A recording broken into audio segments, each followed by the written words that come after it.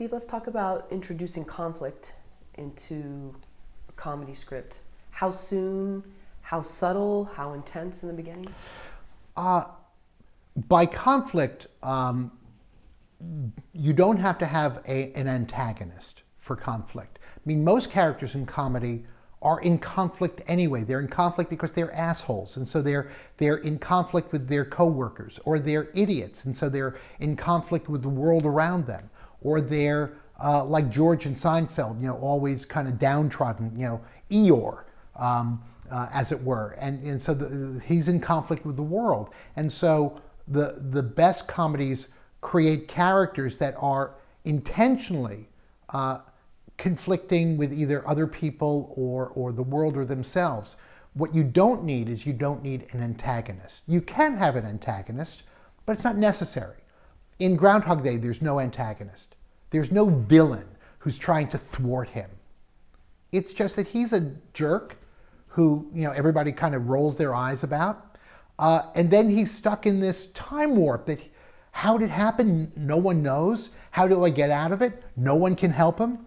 So that's the conflict. So the premise actually introduces the conflict, the catalyst. And you usually want to create that conflict in the protagonist after you have successfully sketched out the normal world. Don't start. It's not an action film. Don't start, or you could. I mean, there's no rule that can't be broken, but don't start with something crazy happening before I know who this person is. What's their normal world? What's the deal with them? What's the deal with how they live? And then you can create something that threatens that normal world. Again, in Big, there's a whole scene of him, his relationship with his best friend, his wanting to be with the little girl, and then the conflict is, but now he's a 30-year-old man. What does he want to? What does he do? In Groundhog Day, it's living the same day over and over again. In Splash, it's you fall in love with a mermaid. But before that, you want to take the time to let me know, what would this guy be like? What would the world be like if that didn't happen? And is that 2 pages, 5 pages, 10 pages? It's got to be what you need to create the foundation of a real world before the crazy world starts. Again, because the better your foundation, the better we're going to believe the incredibly crazy things that are happening in Act 3. In Groundhog Day, it's 25 minutes, practically 25 minutes before the magic happens. And how do they spend that 25 minutes? There's a couple of minutes in the network, network studio, where we see what a jerk he is. There's the ride up to Punxsutawney, where we see what a funny jerk he is.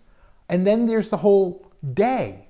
And you need to create that whole day, because what would be the point of going back and reliving it unless we knew what the day was? In fact, in Danny Rubin's first draft, he begins in day 3. He begins in the 3rd day, in the middle of this incredible happenstance. And at first, Harold Ramis loved that. He said, that's so brave. You're just jumping right into it. You're beginning in the 3rd day. And when he optioned, he said, we will never change that. Never change that. And then one of the people working with him in his office said to him, but how would you know what's being repeated if you don't know what the day's like? So they quickly rewrote it so that you had that long first day, so that you could always go back to it and see where you were, see what your progression was in terms of this magical happening. In Danny Rubin's mind, Danny Rubin thought it was 10,000 years, because in Buddhist philosophy, you have to live 10,000 lives to become enlightened. 10,000 years was a little long for Harold Ramis to wrap his head around. He figured 10 years, but still 10 years of living the same day over and over again. And in fact, in terms of structure, you asked me about structure. You should know what structures are, but there isn't just one structure. There isn't just one method. Just like there's only one way to paint a picture.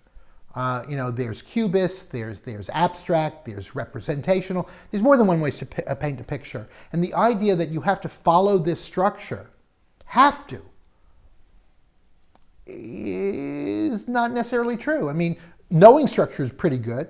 I like, in terms of structure, I like what Michael Haig has to say of it, Chris Vogler, The Hero's Journey, certainly Robert McKee, but none of those are sacrosanct. Michael Haig and I toured through Australia. We were doing this thing called The Art of Romantic Comedy, and he would teach the first day, and he would teach his structure and all the rules of romantic comedy, and I would come in the second day and talk about what makes the comedy funny, and puncturing as much as I can the rules he taught the first day. And he would show scenes from Hitch, which to him follows that structure perfectly.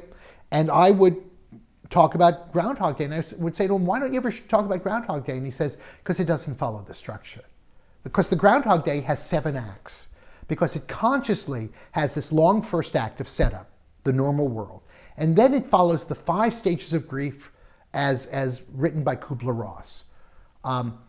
Denial, a very short amount of almost no anger, but then a lot of negotiation. That's where he figures out how to pick up girls by asking them leading questions and then coming back the next day where he remembers it, but they don't, and answer, Mrs. Braun's class, 12th grade, and they go, oh yeah, I remember you. And then he's able to sleep with all the girls, and then he makes himself have the perfect date with Andy McDowell, because she'll say to him, he said, what did you study in college? I studied 18th century French poetry. What a waste of time that is. And of course, then she completely freezes up. But then he comes back the next day and he says, so what did you study in college? 18th century French poetry.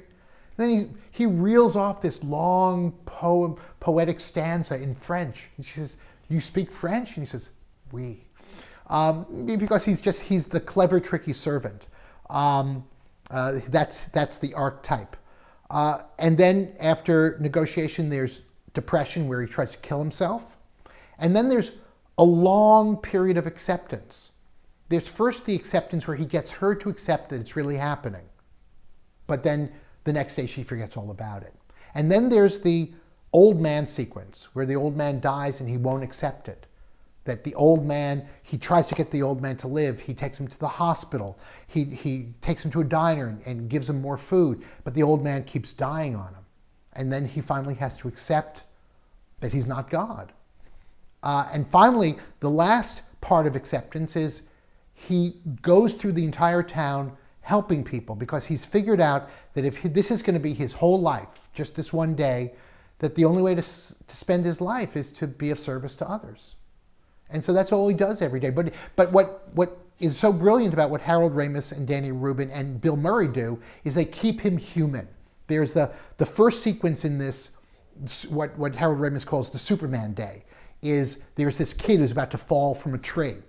And Bill Murray's running late. So he has to run to catch the kid. He finally catches the kid. And the kid just runs off and he says, you're going to thank me? You've never thanked me. I'll see you again tomorrow, maybe. He's human enough to just want to be thanked, as opposed to just being a saint. He hasn't turned into a saint. He's still human. So finally, after all of that, after he's accepted the fact that he may love Andy McDowell, Rita, from afar and never really have her. And he's okay with that because just loving her is enough. Being a good person is enough. Then he's finally somehow released from the curse. So that's a very strange structure that they followed. There's nothing, you won't find it in Sid Fields or Michael Haig or Robert McKee, but that's how you want to tell your story. That's how you have to tell your story. So don't be a prisoner of structure. Structure is there to help you. Structure is there to think, well, what happens next? Well, if this was structured classically, this is what happens. But as you're working on your screenplay, you might come up with a different structure. In fact, you might have no structure. There's no reason you can't write a brilliant comedy about a boy and a girl sitting on a park bench talking for 2 hours. It's just really, really difficult. But if you have this idea, go for it, and then test it out. And And how do you test out a screenplay? You test it out by getting people to sit around a table, or at least half of them sitting around the table reading parts, and the other half of them sitting around the table drinking wine. That's important. Eating some cheese, and listen. And don't get actors together. Don't rehearse them. That would be the death of it. What you want is a SIC experience. Sic is the Latin word for as is. You just want to hear the script as is without trying to make it better. Because if something works on the page in the mouths of maybe just another writer, not a trained actor, you know it's alive. And if something's flat, then you know something's wrong. And then the hard task is to wake up from the coma that writers put themselves in when they hear their script being read out loud, and try to do what you need to do in order to fix it.